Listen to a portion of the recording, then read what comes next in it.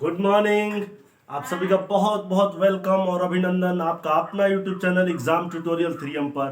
और आज हम लोग पढ़ेंगे form classes structure words and determiners. ये क्लास बहुत ही ज़्यादा इम्पोर्टेंट है, बहुत ही ज़्यादा महत्वपूर्ण है। बहुत ध्यान से सुनिए। अगर आपके पास नोटबुक और पेन है तो फिर आप ले लीजिए और वहाँ पर नोट भी करते चलिएगा। लगातार ये क्लास करेंगे और इसमें पूरे चैप्टर्स को हम बहुत डिटेल से समझेंगे और फिर इससे संबंधित एक्सरसाइज भी हम लोग कंप्लीट करेंगे। सबसे पहले देखिए, फॉर्म क्लासेस स्ट्रक्चर वर्ड्स और डिटर्मिनर्स, ये चैप्टर का नाम है। इस पर चलने से पहले हम लोग चर्चा करेंगे अफिक्स पर। किस पर? अफिक्स के बारे में समझेंगे। तो चैप्टर हम लोग का है structure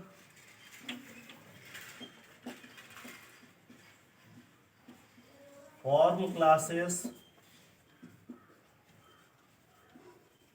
structure words and determiners. ये ग्रामर का बहुत ही ज्यादा इंपॉर्टेंट चैप्टर है। लेकिन फॉर्म क्लासेस जब हम लोग समझेंगे, जब इसकी पढ़ाई करेंगे तो उस समय अफिक्स की चर्चा करना पड़ेगा। और इसलिए फॉर्म क्लासेस को पढ़ने से पहले हम लोग अफिक्स के बारे में समझ लेते हैं। तो सबसे पहले देखिए अफिक्स क्या है, व्हाट इज अफिक्स, और इसके पार्ट्स कौन कौन से हैं। तो अफिक्स क्या है और इसके पार्ट्स यानी इसके कौन कौन सा भाग है। तो यहाँ पर एक है प्रीफिक्स, दूसरा है सफिक्स। तो अब आइए अफिक्स किसको कहते हैं। What is affix? Affix is a small unit which has no literal meaning but it can be used before any words और आफ्टर एनी वर्ड्स। इसका मतलब है अफिक्स एक प्रकार का शब्दांश है। अफिक्स वह शब्दांश है जिसका कोई भी शाब्दिक अर्थ नहीं होता है, परंतु इस अफिक्स को हम किसी भी शब्द के आगे या पीछे जोड़ करके उस शब्द का हम रूप परिवर्तित कर सकते हैं और उसका एक शाब्दिक अर्थ होता है। इसका मतलब है अफिक्स किसको कहेंगे। तो ये तो बात आपको समझ में आ गया होगा। अगर डिफिनीशन लिखना चाहते हैं तो फिर यहां पर आप लिखिए ए affix is a small unit which has no literal meaning but it can be used before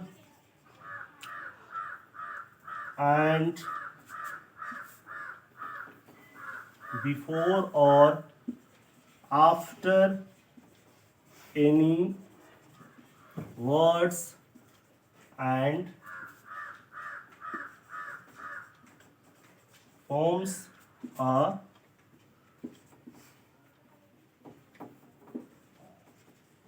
meaningful word। इसका मतलब अफिक्स क्या है? अफिक्स वह शब्दांश है जिसका कोई लिटरल मीनिंग नहीं है, कोई भी शाब्दिक अर्थ नहीं है, लेकिन उस अफिक्स को हम किसी भी शब्द के पहले या बाद में जोड़ करके उसका शाब्दिक अर्थ बनाते हैं। जैसे देख लीजिए, अगर हम बात करें UN क्या है? एक प्रकार का अफिक्स है। ED क्या है? अफिक्स है। फिर इसी तरीके से DIS डिस क्या है? अफिक्स है। फिर दूसरा अगर ले लेते हैं ES क्या है? अफिक्स है। ये सब क्या है? अफिक्स है। अभी हम प्रीफिक्स और सफिक्स की चर्चा नहीं कर रहे हैं, यहाँ पर हम बात कर रहे हैं अफिक्स की। इसलिए प्रीफिक्स और अफिक्स पर मत देखिएगा कि इसके सामने लिखे हैं। यहाँ पर ES क्या है? अफिक्स है। UN क्या है? अफिक्स है। ED क्या है? अफिक्स है। DIS क्या है? अफिक्स है। इसका कोई भी शाब्दिक अर्थ नहीं है, लेकिन इसका कोई भी लिटरल मीनिंग नहीं है, लेकिन इसी अफिक्स को हम किसी शब्द के आगे या पीछे जोड़ देते हैं। जैसे यहां पर देखिए, जैसे PLAY प्ले है और लास्ट में ED अफिक्स अगर हम ऐड कर देते हैं तो प्ले प्लस ED क्या बन जाएगा? प्लेट बन जाएगा। तो ये शाब्दिक अर्थ इसका निकलता है। ठीक है, अर्थात इस ईडी लिटरल वर्ड को, अफिक्स को हम किसी शब्द के बाद में जोड़ दिए तो जो नया शब्द बना उसका अर्थ निकलता है। फिर दूसरा, अगर काइंड है, इसके पहले यूएन जोड़ देते हैं हम तो क्या बन जाएगा, अनकाइंड बन जाएगा। तो इस अनकाइंड का भी अर्थ निकलता है। तो यहां पर अन प्रीफिक्स हो गया क्योंकि पहले जोड़ दिए, और ईडी सफिक्स हो गया क्योंकि बाद में जोड़ दिए। तो इसका मतलब अफिक्स भी दो प्रकार के होते हैं, एक तो प्रीफिक्स होता है, दूसरा क्या होता है, सफिक्स होता है। दूसरा क्या होता है, सफिक्स होता है। प्रीफिक्स का मतलब होता है उपसर्ग। हिंदी में प्रीफिक्स का मतलब क्या होता है, उपसर्ग। और फिर सफिक्स का मतलब क्या होता है, सफिक्स का मतलब होता है प्रत्यय, है ना। प्रीफिक्स का मतलब उपसर्ग और सफिक्स का मतलब प्रत्यय। तो अफिक्स दो प्रकार के, एक तो प्रीफिक्स और दूसरा suffix. Means prefix is the word which is added before any word. Prefix क्या है, वह शब्दांश है, अफिक्स है, जो किसी शब्द के पहले जोड़ते हैं। अगर पहले जोड़ते हैं तो प्रीफिक्स, और बाद में जोड़ते हैं तब क्या बनेगा, सफिक्स। आप इसको नोट कर लीजिए फटाफट, इसको फिर मिटाते हैं, फिर हम लोग बात करेंगे अब प्रीफिक्स पर।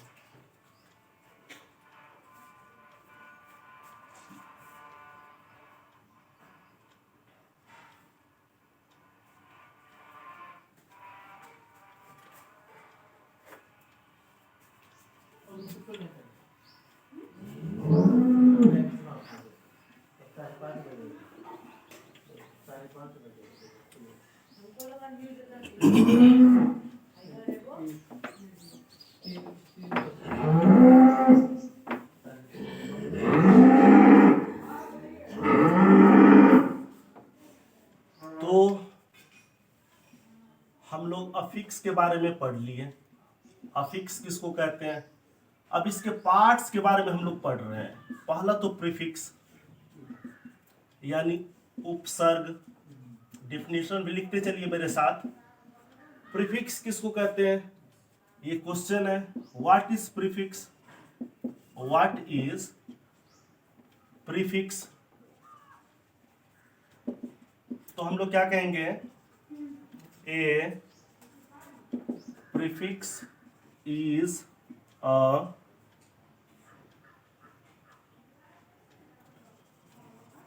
affix which has no literal meaning but it can be used before any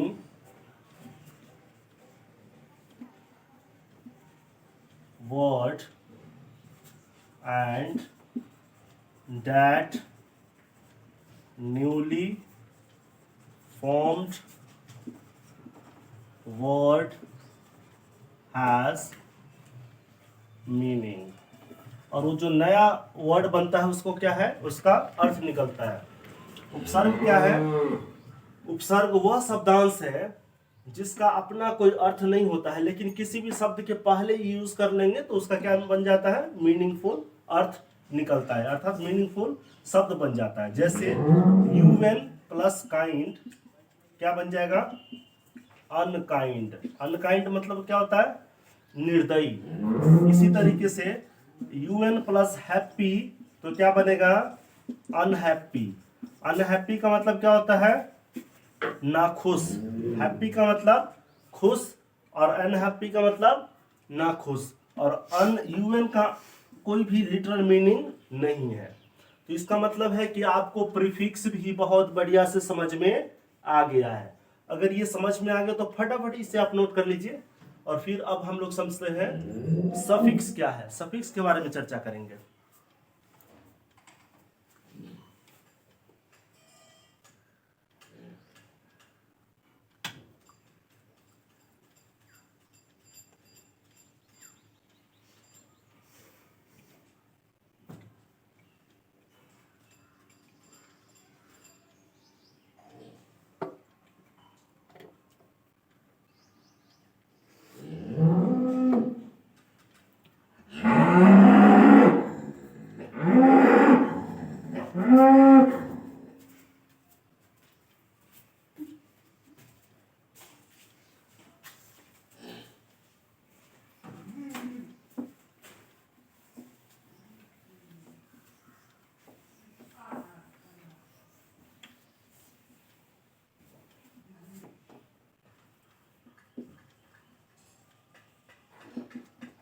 अब बात आती है सफिक्स की।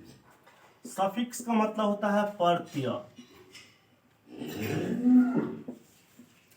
यह क्या है, एक प्रकार का फिक्स है जिसका यूज हम लोग किसी भी शब्द के बाद में करते हैं, अर्थात किसी शब्द के अंत में जोड़ करके जो नया शब्द बनता है, जिसका अर्थ निकलता है, और जिस शब्दांश को हम अंत में जोड़े उसी शब्दांश को हम लोग सफिक्स बोलेंगे।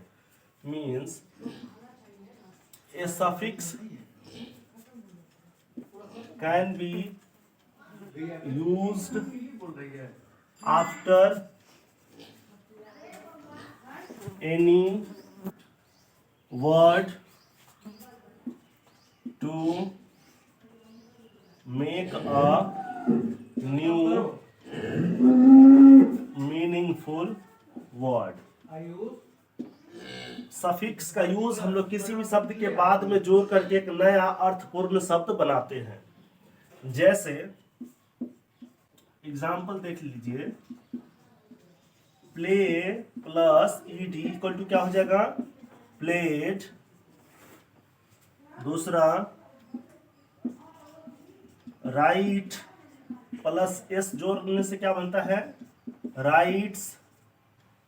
फिर कैट प्लस एस जोड़ने से क्या बनेगा, तो ये इसी तरीके से एक और उदाहरण देखिए, जैसे चाइल्ड है, लास्ट में हम लोग क्या जोड़ेंगे, आर एन ऐड करेंगे तो क्या बन जाएगा, चिल्ड्रन बन जाएगा।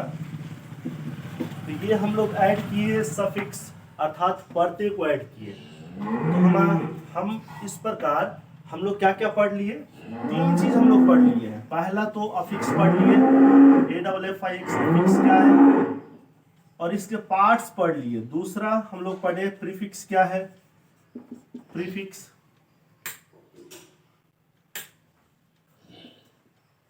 तीसरा हम लोग पढ़ लिए सफिक्स किसको कहते हैं, क्या सफिक्स किसको कहते हैं, अर्थात पहला तो शब्दांश जिसका कोई अर्थ नहीं होता है। दूसरा हम लोग पढ़े सफिक्स, उपसर्ग जो किसी शब्द से पहले जोड़ा जाता है। तीसरा हम लोग पढ़े सफिक्स अर्थात प्रत्यय जो किसी शब्द के अंत में जोड़ा जाता है।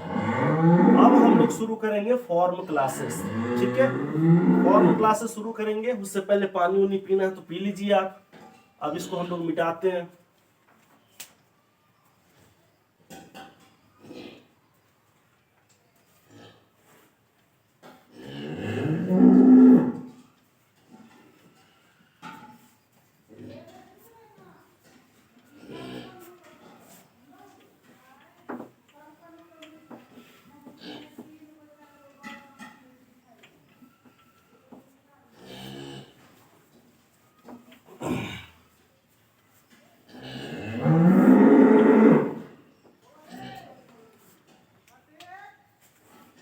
तो देख लीजिए फॉर्म क्लासेस किसको कहते हैं।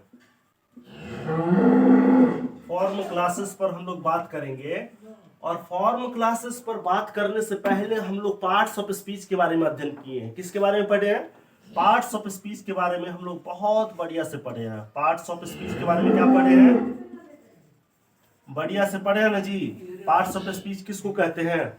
अब देखिए जो पुराने ग्रामेरियन होते हैं, अर्थात जो पहले वाले ग्रामेरियन हैं, हाँ, क्लासिकल जो ग्रामेरियन हैं, उनके अनुसार इंग्लिश लैंग्वेज में, इंग्लिश कहे तो इंग्लिश लैंग्वेज, इंग्लिश कहे तो इंग्लिश भाषा में, हम लोग हिंदी भाषा हमारी मातृभाषा है जिस पर हम लोग बहुत गर्व है।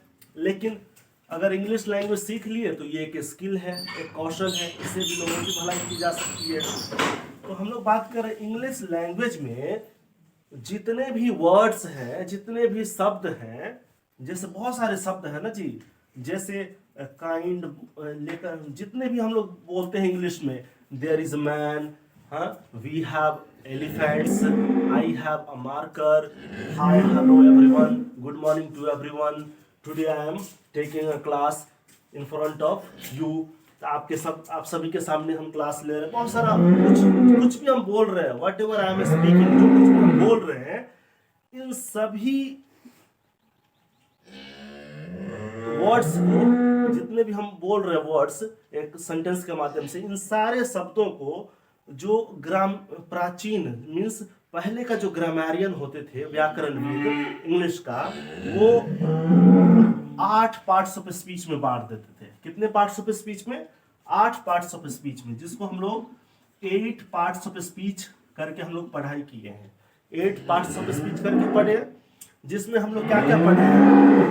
हम लोग पढ़े एकदम आराम से पेशेंस बना करके आराम धीरे से पढ़ना है, इसमें कोई हड़बड़ी नहीं तो फिर आपका कंसेप्ट छूट जाएगा। फिर form classes, structure words, determiners तक पहुंचते पहुंचते आप भूल जाइएगा। इसलिए कोई भी दूसरा टेंशन नहीं करिए, आराम से आप कॉपी पर लिखते चलिए। जो कुछ भी हम यहाँ पर बता रहे हैं, जहाँ पर भी आपको दिक्कत हो रही है, फिर आप मुझे कमेंट में लिख करके फिर पूछ सकते हैं, मैं उसका क्या करूँगा, रिप्लाई करूँगा।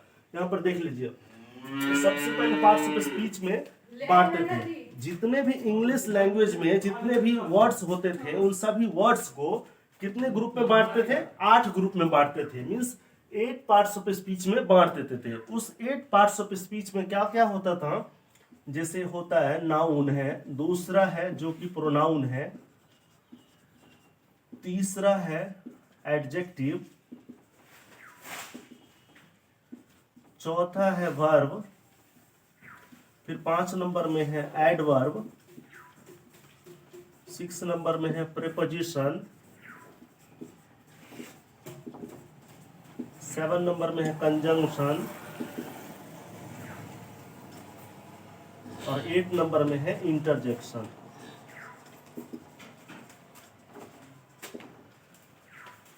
तो यही 8 था। नाउन है, प्रोनाउन है, एडजेक्टिव है, वर्ब है, एडवर्ब है, प्रीपोजिशन है, कंजंक्शन है और इंटरजेक्शन है। तो ये 8 ग्रुप में हम लोग क्या करते थे? हम लोग नहीं, हम लोग उन्हीं से तो पढ़े हैं जो ग्रामेरियन है, प्राचीन वाले, मॉडर्न वाले नहीं। तो वो 8 ग्रुप में बांट देते थे इंग्लिश के सारे वर्ड्स को, और यही 8 ग्रुप को हम लोग पार्ट्स ऑफ स्पीच आज तक पढ़ते आ रहे हैं। जब भी बेसिक में पढ़ते हैं तो बेसिक ग्रामर हम लोग पढ़े, बेसिक ग्रामर पढ़े, जिस बेसिक ग्रामर में पार्ट्स ऑफ स्पीच के बारे में पूरा डिटेल से पढ़े हैं। आप प्ले लिस्ट में बिल्कुल जाइए और वहां पर बेसिक ऑक्सफोर्ड इंग्लिश ग्रामर करके आप एक प्लेलिस्ट देखिएगा, जिसमें आपको पूरे चैप्टर्स मिल जाएंगे, बहुत डिटेल से पढ़ाया हुआ है यहाँ पर।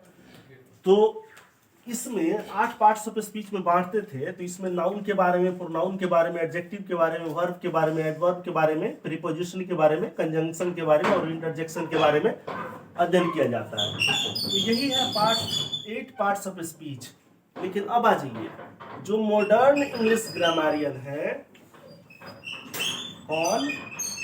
मॉडर्न, जो आधुनिक में है, जो अब नए नए व्याकरणविद जो आ रहे हैं, according to modern English grammarian, according to modern English grammarian means आधुनिक इंग्लिश व्याकरणविद जो भी हैं, उनके अनुसार ये जो 8 पार्ट्स ऑफ स्पीच है ना, ये 2 ही भाग में बांट दिया गया। कितने भाग में बांट दिया गया? 2 भाग में। कहे कि नहीं भैया, सबसे पहले आप एक काम करिए, 8 में बांटने के बजाय, 8 बहुत लंबा चौड़ा दिख रहा है ना 8, इसलिए 8 में ना बांट करके इसको 2 में बांट दीजिए। कितना में बांट दीजिए? मात्र 2 ही भाग में बांटिए। पहला भाग को बोलिए आप फॉर्म क्लासेस, पहला भाग को क्या बोलिए? फॉर्म क्लासेस बोलिए, और दूसरा वाला भाग को बोलिए आप स्ट्रक्चर वर्ड्स। क्या बोलिए? Structure words. फर्स्ट वाला को क्या बोलना है? Form classes. दूसरे वाले को क्या बोलना है? Structure words.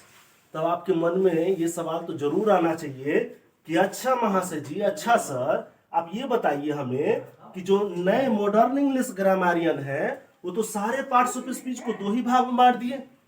नाउन को किस में रखें? फॉर्म क्लासेस में रखें कि स्ट्रक्चर वर्ड्स में रखें? मन में तो ये सवाल आएगा ना जी। जब आप पढ़िएगा इसको तो आपके मन में तो ये सवाल आएगा। अब नीचे वाला दिख रहा है आपको कि नहीं दिख रहा है? 1 मिनट, हम लोग ऊपर लिखते हैं। फर्स्ट है फॉर्म क्लासेस, सेकेंड नंबर है स्ट्रक्चर वर्ड्स। तो हम लोग का बात चल रहा था कि सर नया वाला जो ग्रामारियन है, नयका वाला जो इंग्लिश ग्रामारियन पढ़ाने वाला जो व्याकरणविद है, इनके अनुसार दो ही भाग में बांट दिए हम लोग। जितने भी 8 पार्ट्स ऑफ स्पीच है इसको दो ही भाग में बांट दिए, एक फॉर्म क्लासेस में बांट दिए, दूसरा स्ट्रक्चर वर्ड्स में बांट दिए। अब सवाल आता है कि सर इसमें नाउन किस में रखे, फॉर्म क्लासेस में रखे या कि स्ट्रक्चर वर्ड्स में रखे, प्रोनाउन को किस में डाल दे, प्रोनाउन को फॉर्म क्लासेस में रखे कि स्ट्रक्चर वर्ड्स में रखे, एडजेक्टिव को किस में रखे, वर्ब को किस में रखे, कंजंक्शन किस में जाएगा, ये सब सवाल तो आता है मन में। अब इसी सवाल का निदान करने के लिए हम लोग शुरू में ही पढ़ लिए थे अफिक्स, क्या पढ़ लिए हैं, अफिक्स, प्रीफिक्स और सफिक्स। अब ये बात जिनको समझ में आ गया है अफिक्स, प्रीफिक्स और सफिक्स, उनको इन सवालों का जवाब अभी मिल जाएगा। देखिए कैसे, अब हम लोग इस पर बात करते हैं।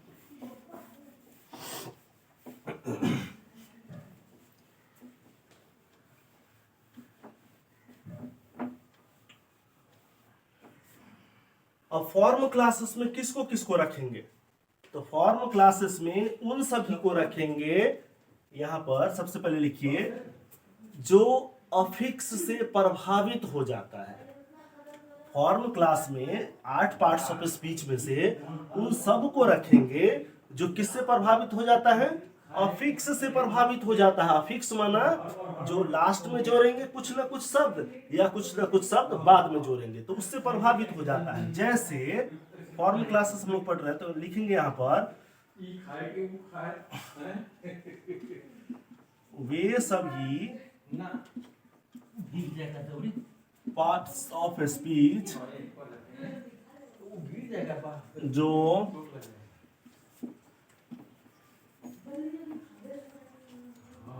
अफिक्स से प्रभावित होकर अपना स्वरूप और अर्थ बदल लेते हैं,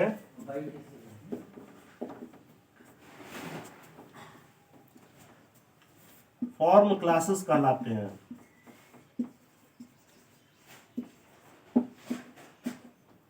क्या समझ में आया कि जितने पार्ट्स ऑफ स्पीच हैं उनमें से जो जो पार्ट्स ऑफ स्पीच अफिक्स से प्रभावित होकर, किससे प्रभावित होकर, अफिक्स से प्रभावित होकर अपना अर्थ और स्वरूप दोनों बदल लेते हैं, क्या कहलाते हैं, फॉर्म क्लासेस कहलाते हैं। यानी फॉर्म क्लासेस में हम लोग उसको रखेंगे।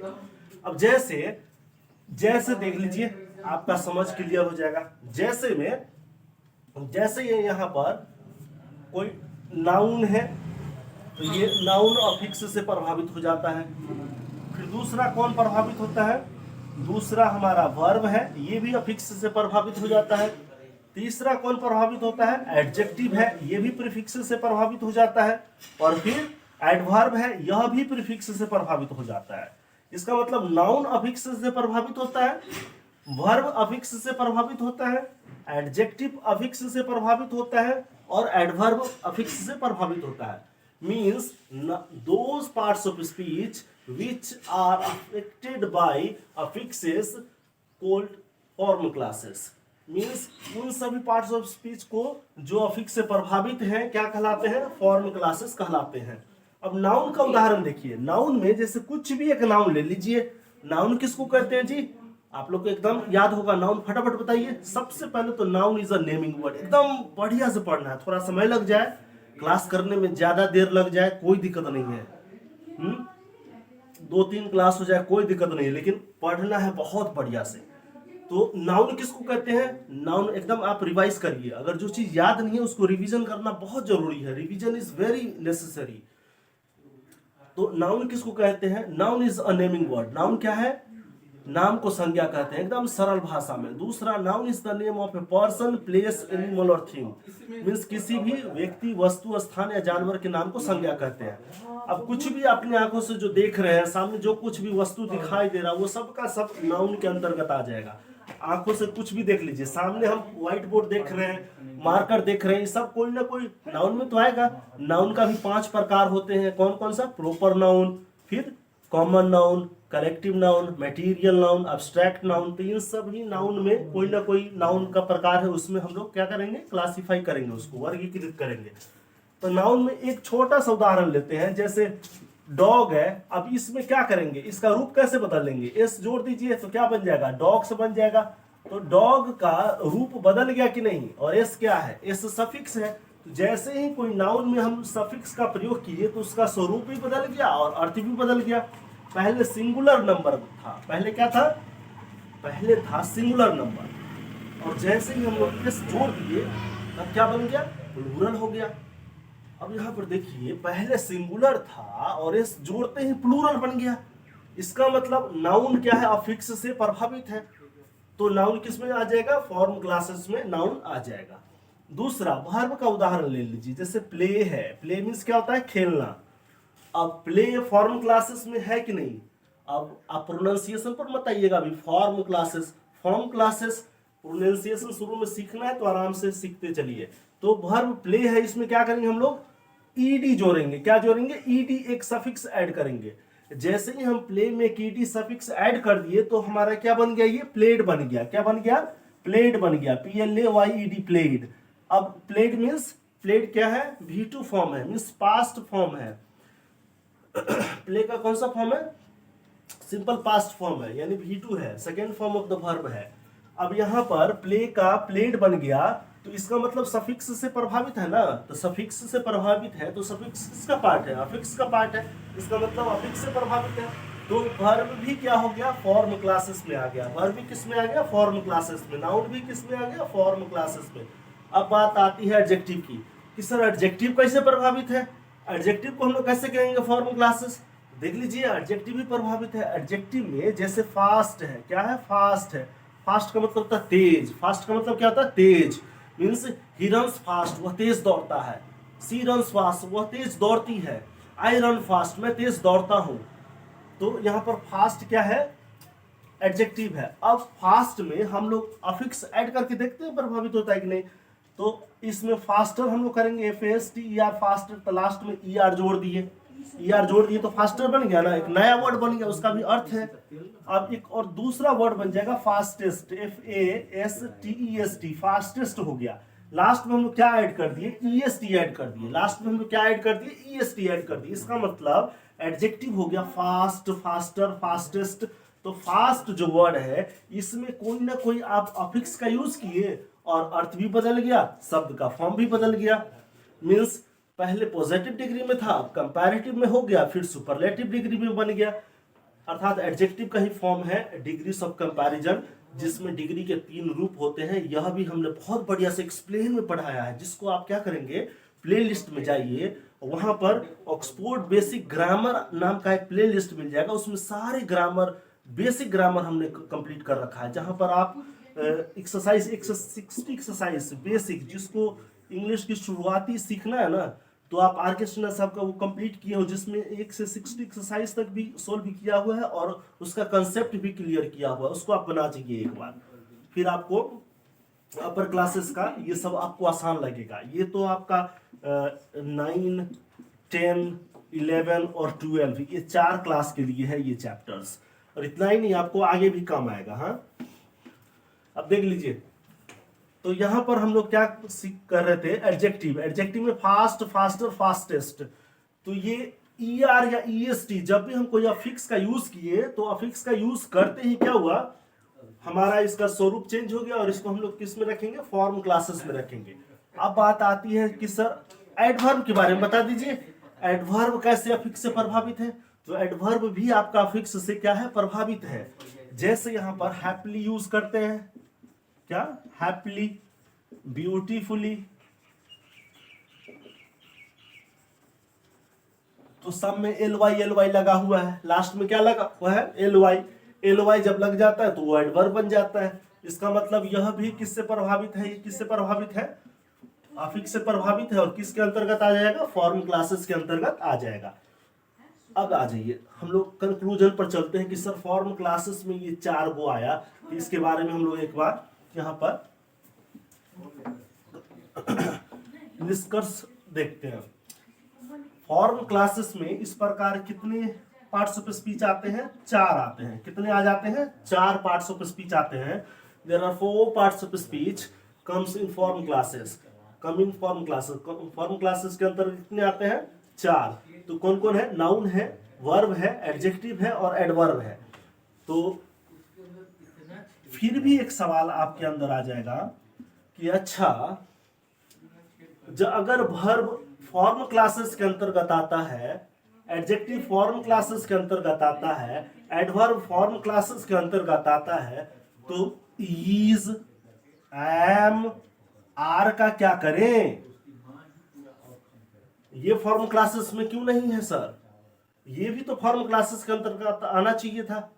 हाँ, विचार करिए इस पर। इज, एम, आर ये फॉर्म क्लासेस में नहीं आया, जबकि वर्ब फॉर्म क्लासेस में है, और ये भी तो वर्ब है, ये भी तो वर्ब है। हाँ, ये कौन सा वर्ब है? Auxiliary verb. कौन सा वर्ब है? Auxiliary verb. कौन सा वर्ब? Auxiliary verb. जब एक्सुलरी वर्ब है तो ये फॉर्म क्लासेस के अंतर्गत नहीं आता है, क्योंकि अफिक्स से प्रभावित है ही नहीं। और हम लोग पढ़े हैं means those parts of speech which are affected by affixes, तभी उसको हम फॉर्म क्लासेस में रखेंगे। और इज, एम, आर में न प्रीफिक्स इस पर असर करेगा न ही सफिक्स करेगा, इसलिए इन सभी एक्सुलरीज वर्ब को हम लोग स्ट्रक्चर वर्ड्स के अंतर्गत रखते हैं, और इस वर्ब को हम लोग एक्सुलरी नाम देंगे, और इसको हम लोग किसके अंतर्गत रखेंगे? स्ट्रक्चर वर्ड्स के अंतर्गत रखेंगे। अब आइए एडजेक्टिव पर विचार करते हैं और एडवर्ब पर विचार करते हैं।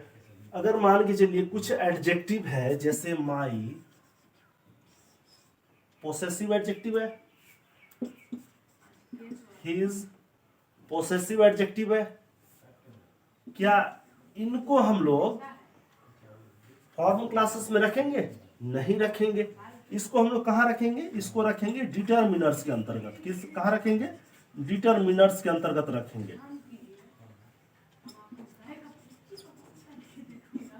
अब देख लीजिए, फिर एडवर्ब में आ जाइए। एडवर्ब का हम लोग कुछ उदाहरण लेते हैं, जैसे टू है, वेरी है, ये एडवर्ब है। क्या है?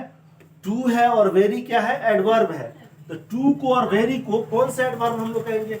ये तो अफिक्स से प्रभावित नहीं है। जब अफिक्स से प्रभावित है ही नहीं, तो टू और वेरी को हम लोग क्या फॉर्म क्लासेस कहेंगे? फॉर्म क्लासेस तो नहीं कहेंगे। तो फिर इसको क्या करेंगे? इसको हम लोग यहाँ पर एडवर्ब न करके इंटेंसिफायर कहेंगे। क्या कहेंगे? इंटेंसिफायर कहेंगे। और इंटेंसिफायर कह के हम लोग क्या करेंगे? इसको हम लोग फॉर्म क्लासेस के अंतर्गत रखेंगे। कहां पर रखेंगे? फॉर्म क्लासेस के अंतर्गत रखेंगे। तो आप समझ गए होंगे कि एक्सुलरीज, डिटर्मिनर्स और इंटेंसिफायर्स ये 3 वर्ब, एडजेक्टिव और एडवर्ब के ही दूसरे भाग है, जो कि पहले शुरू में ये 8 पार्ट्स ऑफ स्पीच होते थे, लेकिन बाद में ये इसमें थे, लेकिन बाद में इसका नाम चेंज करके और किस में रख दिया गया? किसमें रख दिया गया? स्ट्रक्चर वर्ड्स के अंतर्गत रख दिया गया। चलिए, अब इस प्रकार फॉर्म क्लासेस तो आपका क्लास कंप्लीट हो गया। फॉर्म क्लासेस से संबंधित जितने ये 4 टॉपिक्स है, चाहे नाउन है, चाहे वर्ब है, या फिर एडजेक्टिव है, या फिर एडवर्ब है, ये आपका कंसेप्ट क्लियर है। इससे बेहतर और इससे ज्यादा तो कुछ नहीं है इसमें समझने के लिए। अब हम लोग समझेंगे स्ट्रक्चर वर्ड्स, और स्ट्रक्चर वर्ड्स का जितने भी पार्ट्स होता है उस पर डिटेल्स हम लोग अभी समझेंगे।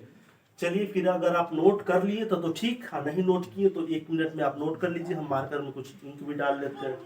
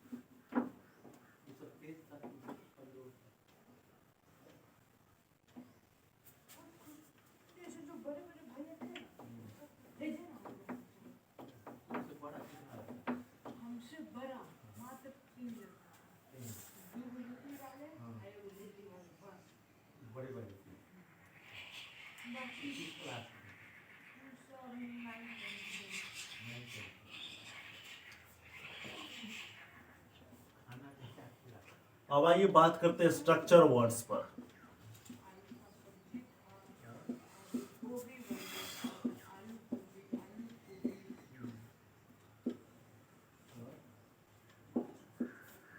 अब स्ट्रक्चर वर्ड्स जो है, इस स्ट्रक्चर वर्ड्स किसको कहेंगे? तो स्ट्रक्चर वर्ड्स किसे कहेंगे? पहले परिभाषा सुनिए। स्ट्रक्चर वर्ड्स उन्हें कहेंगे जो अफिक्स से बिल्कुल भी प्रभावित नहीं होता है। मीन्स वे सभी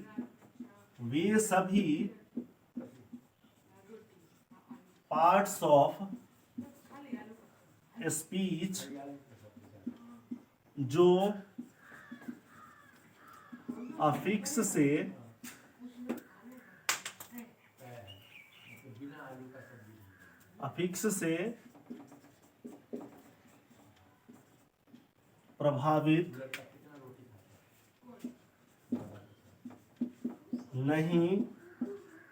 प्रभावित नहीं होते हैं,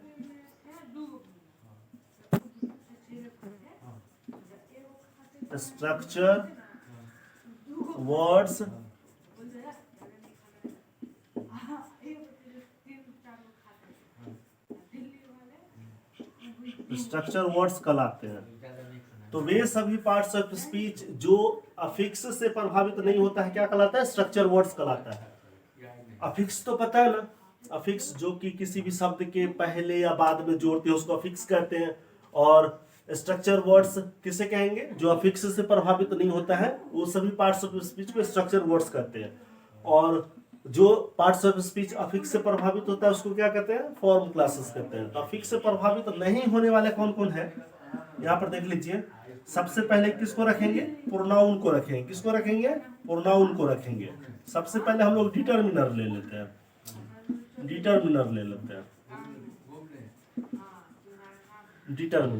डिटरमिनर क्या है? फिक्स से प्रभावित नहीं होता है। डिटरमिनर किसको किसको कहते हैं इसके बारे में हम लोग अभी पढ़ेंगे, बहुत ही डिटेल्स में पढ़ेंगे। दूसरा प्रोनाउन। नाउन तो फॉर्म क्लासेस में है, प्रोनाउन को हम लोग क्या कहेंगे? प्रोनाउन को स्ट्रक्चर वर्ड्स कहेंगे।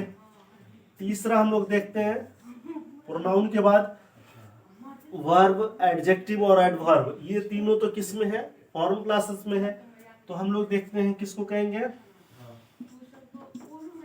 इंटेंसिफायर। फिर 4 नंबर में हम लोग क्या रखेंगे?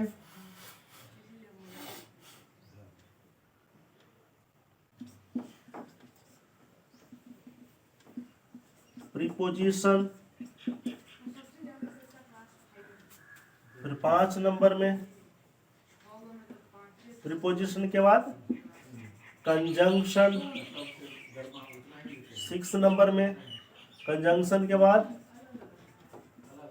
इंटरजेक्शन, इंटरजेक्शन के बाद सब ऑर्डिनेटर्स, सब ऑर्डिनेटर के बाद सेंटेंस कनेक्टर और सेंटेंस कनेक्टर, और 9 नंबर में क्या हो जाएगा, क्वेश्चन वर्ड्स। 9 नंबर में क्वेश्चन वर्ड्स। और 10 नंबर में एक क्या छूट रहा है, एक एक्सुलरीज। 10 नंबर में एक्सुलरीज।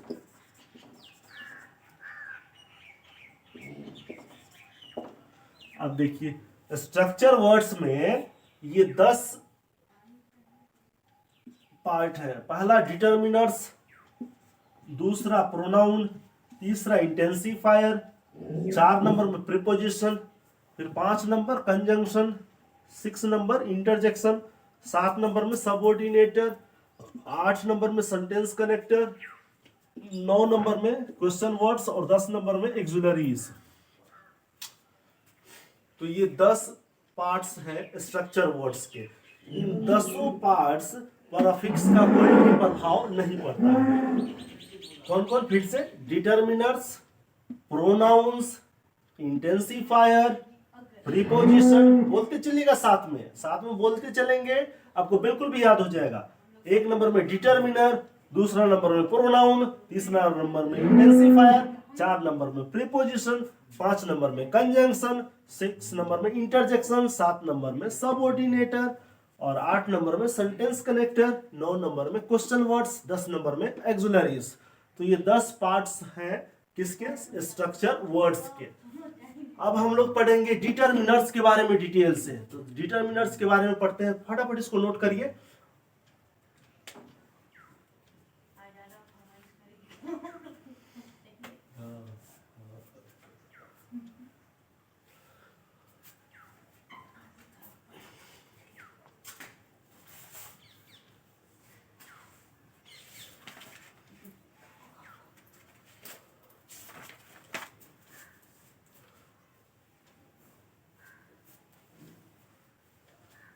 क्या हुआ,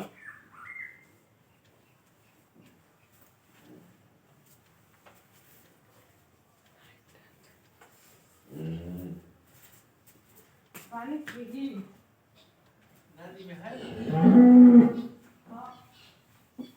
हाँ है, हाँ है, बहुत है ना। हाँ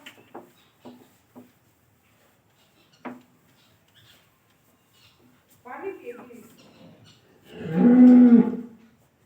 नहा रहे हैं।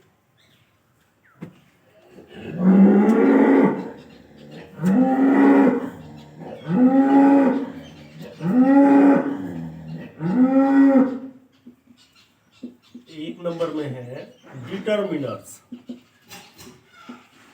अब देखिए डिटर्मिनर जो है एडजेक्टिव के ही अंतर्गत आते थे शुरू में। जब मॉडर्न ग्रामरियन 2 भाग में बांटे थे पार्ट्स ऑफ स्पीच को, पहला फॉर्म क्लासेस, दूसरा स्ट्रक्चर वर्ड्स, तो जब उससे पहले डिटर्मिनर्स किसके अंतर्गत आता था, एडजेक्टिव के अंतर्गत, और डिटर्मिनर्स का अध्ययन नहीं करते थे। लेकिन बाद में उस एडजेक्टिव को 2 भागों में बांट दिया गया। एक तो जो प्राचीन एडजेक्टिव कहलाता था उसको तो एडजेक्टिव में ही रख दिया गया, और इसके अलावा जो भी एडजेक्टिव है, जैसे माई है, पोसेसिव एडजेक्टिव है, फिर डेमोन्स्ट्रेटिव एडजेक्टिव है, डिस्ट्रीब्यूटिव एडजेक्टिव है, नंबर एंड क्वांटिटीव्स है, या फिर आपका आर्टिकल है, इन सभी को किस में रख दिया गया, डिटर्मिनर्स के अंतर्गत रख दिया गया। इसका मतलब है अगर एक सेंटेंस यहाँ पर हम लोग लिखते हैं, ध्यान से समझिएगा, बहुत नेसेसरी है, इंपॉर्टेंट है। जैसे एक सेंटेंस है,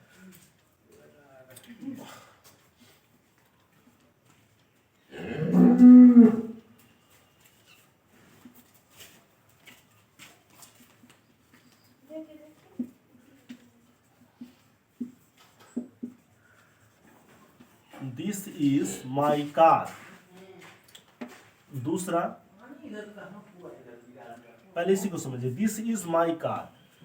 जब भी डिटर्मिनर आएगा तो डिटर्मिनर के बाद नाउन का आना आवश्यक है। डिटर्मिनर जब भी किसी भी वाक्य में आता है तो उसके ठीक बाद या एक वर्ड के बाद क्या आएगा, जरूर नाउन आएगा। अर्थात डिटर्मिनर्स किसके अराइवल का सूचक है, नाउन के अराइवल का सूचक है। आपको एकदम दिमाग में रखना है। आपके कॉम्पिटेटिव एग्जाम में भी अगर डिटर्मिनर्स का यूज हो गया, अगर आपको उसके बाद कोई वर्ड खोजना है और 4 ऑप्शन दिया हुआ है और फिल इन द ब्लैंक्स के रूप में है, तो इसका मतलब आपको नाउन ही खोजना है। पार्ट्स ऑफ स्पीच का 8 पार्ट्स ऑफ स्पीच है। एडजेक्टिव दिया हुआ रहेगा, वर्ब दिया हुआ रहेगा, प्रीपोजिशन रहेगा, कंजंक्शन रहेगा और नाउन रहेगा। तो कौन से ऑप्शन का आपको चूज करना है, नाउन को ही आपको चूज करना है। तो सबसे पहले यहाँ पर देख लीजिए, डिटर्मिनर के बाद नाउन आना आवश्यक है। अर्थात डिटर्मिनर जो है नाउन के अराइवल का सूचक है। तो यहाँ पर कार जो है माई डिटर्मिनर है। माई किसको कहेंगे, माई को कहेंगे डिटर्मिनर। माई को क्या कहेंगे, माई को डिटर्मिनर कहेंगे। माई को क्या कहेंगे, माई डिटर्मिनर है। और इस डिटर्मिनर के बाद ये नाउन आ गया है। कार क्या है, ये नाउन है। तो अर्थात डिटर्मिनर के बाद किस क्या आ सकता है, डिटर्मिनर के बाद हमेशा नाउन आएगा। अर्थात डिटर्मिनर नाउन के अराइवल का सूचक है।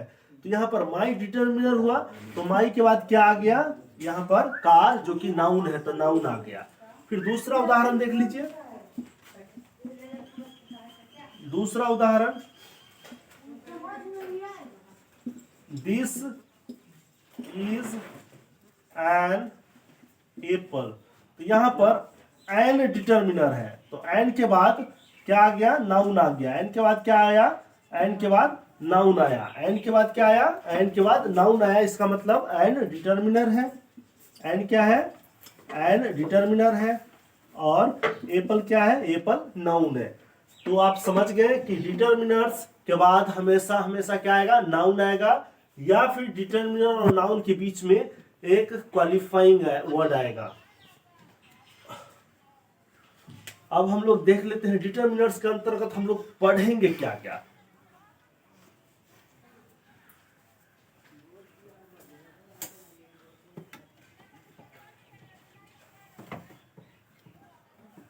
क्या बोल रहे थे, समझ में आएगा है, समझाई तो रहे इधर, समझ में कैसे नहीं आएगा, समझाई तो रहे इतना देर से।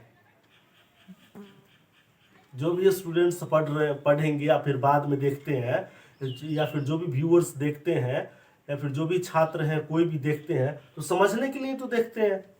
आप सामने में बैठे हैं, बोल रहे हैं कि समझ में आएगा, उधर खेल रहे हैं आप। कैसे समझ में नहीं आएगा, इतना देर से जो हम समझाएं, कैसे समझ में नहीं आएगा। इससे बेहतर क्लास कौन टीचर आपको कराए, वहां भी कोई क्लास करा रहे होंगे टीचर आपके, तो ऐसे ही तो करा रहे हैं, इससे बढ़िया क्या कराएंगे। आप बोल रहे समझ में नहीं आएगा, इससे बढ़िया क्या क्लास होगा बताइए आप ही।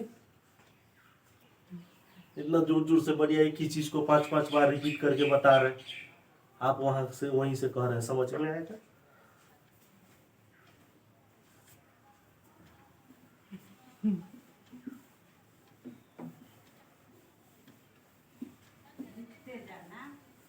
हालांकि ये क्लास 8 के लिए है, 9 के लिए है, 11 के लिए है, 12th के लिए है। तो आपको ये स्ट्रक्चर वर्ड्स, डिटर्मिनर्स और फॉर्म क्लासेस नहीं पढ़ना था। पार्ट्स ऑफ स्पीच तक आपको पढ़ना है। आप 6-7 में है ना, तो आपको ये उतना हाई लेवल का नहीं पढ़ना है। तो आपको सुनना है तो सुनिए, नहीं तो फिर आप अपना पढ़ाई करिए। चलिए जी, देखिए एक यहाँ पर स्टूडेंट है ना, उन्हीं को हम बता रहे थे।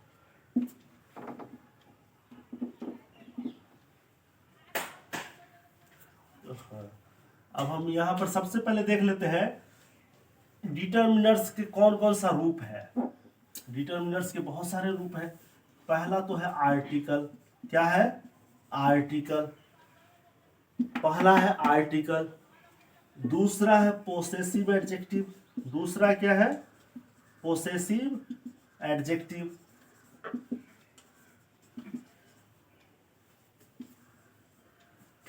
तीसरा है demonstrative adjective.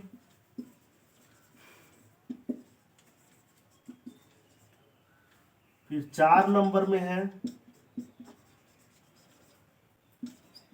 Numbers and quantities. फिर 5 नंबर में आ जाइए डिस्ट्रीब्यूटिव एडजेक्टिव।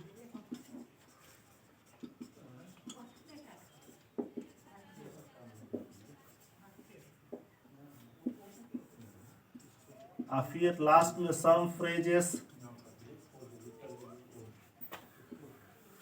तो इतना हम लोग पढ़ेंगे इस डिटर्मिनर्स के अंतर्गत। अब डिटर्मिनर्स में जब हम पढ़ेंगे तो सबसे पहले हम लोग देखेंगे आर्टिकल्स। सबसे पहले किसके बारे में पढ़ेंगे? आर्टिकल्स। आज हम लोग आर्टिकल्स को समझेंगे, उसके बाद फिर क्लास बंद करेंगे। फिर नेक्स्ट डे हम लोग डिटर्मिनर्स के पोसेसिव एडजेक्टिव पूरे डिटर्मिनर्स को समझेंगे और बाकी स्ट्रक्चर वर्ड्स को समझेंगे। लेकिन देख लीजिए आर्टिकल्स, अभी बहुत बढ़िया से आर्टिकल्स को समझते हैं। इसको नोट कर लीजिए, फटाफट नोट कर लीजिए।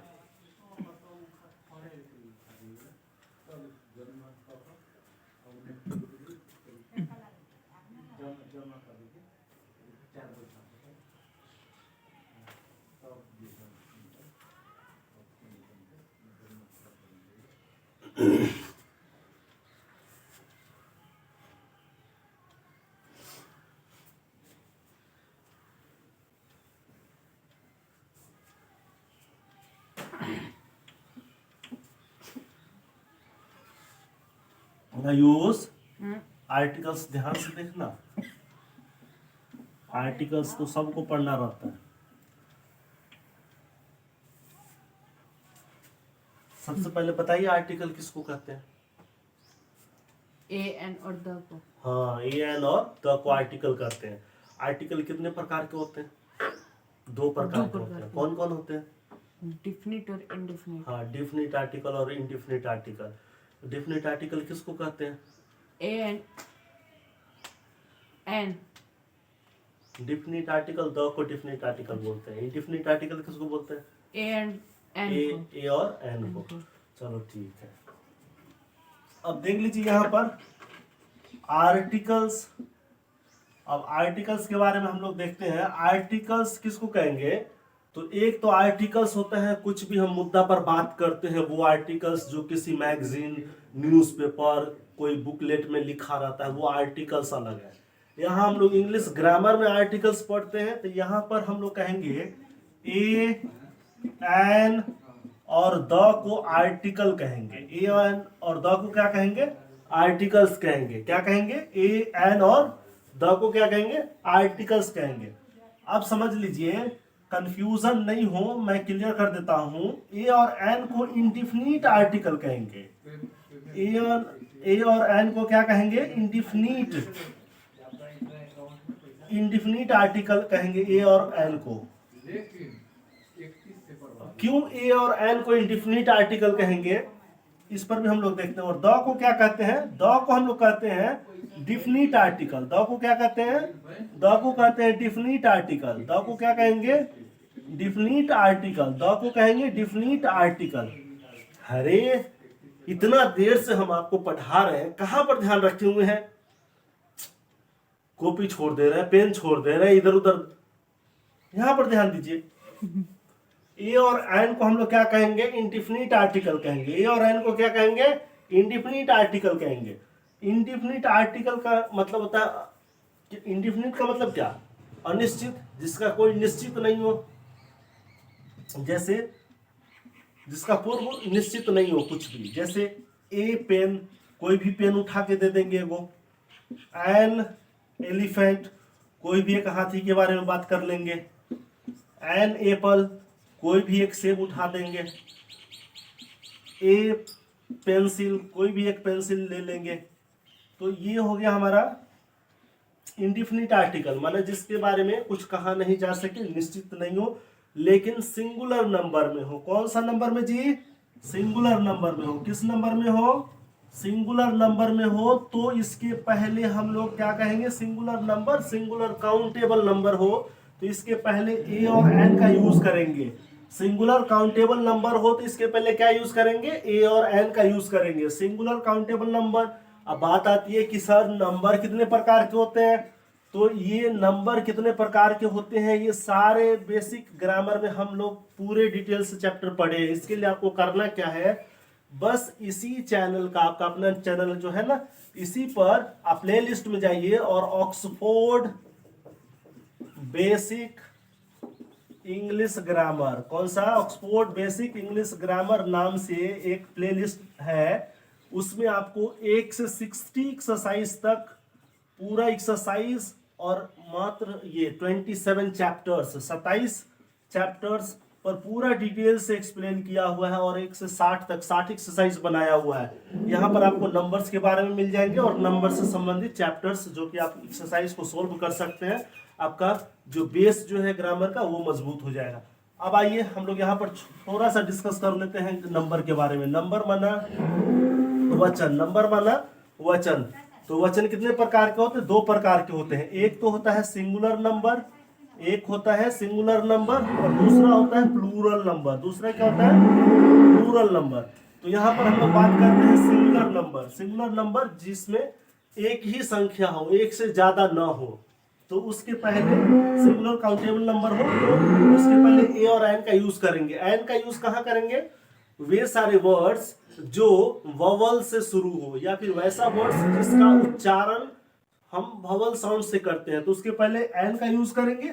और ए का यूज कहाँ करेंगे, वे सभी वर्ड्स जो कॉन्सोनेंट से शुरू होता है या फिर वह सभी शब्द जिसका उच्चारण कॉन्सोनेंट साउंड से होता है, हिंदी के व्यंजन साउंड से, तो उसके पहले हम लोग ए का यूज करेंगे। इसलिए ए और एन को क्या कहेंगे, इंडिफिनिट आर्टिकल कहते हैं। क्या कहते हैं, ए और एन को इंडिफिनिट आर्टिकल्स कहते हैं।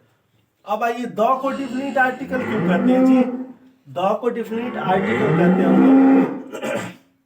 द को डिफिनिट आर्टिकल इसलिए कहते हैं क्योंकि द का यूज उस नाउन के पहले करते हैं जो पूर्व निश्चित हो। क्या हो, जो पूर्व निश्चित हो, जो खास हो, जिसके बाद